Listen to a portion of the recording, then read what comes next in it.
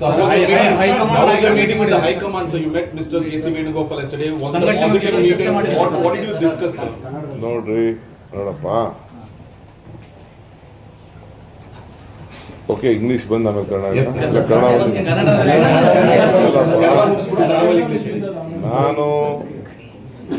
ನಾನು ಡೆಲ್ಲಿಗೆ ಹೋದಾಗ ನಾನೊಬ್ಬ ಪಕ್ಷದ ಅಧ್ಯಕ್ಷ. ನನಗೆ ನಮ್ಮ ಪಾರ್ಟಿ ಕಚೇರಿ ಒಂದು ದೇವಸ್ಥಾನ ಇದ್ದಂಗೆ. My party office in Delhi is like my temple.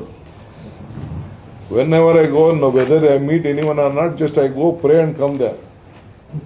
But it is the chair which has made me sit in this chair. So it is, should I go to BJP office?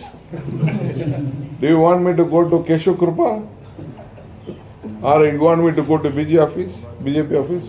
It is my office. It is my temple.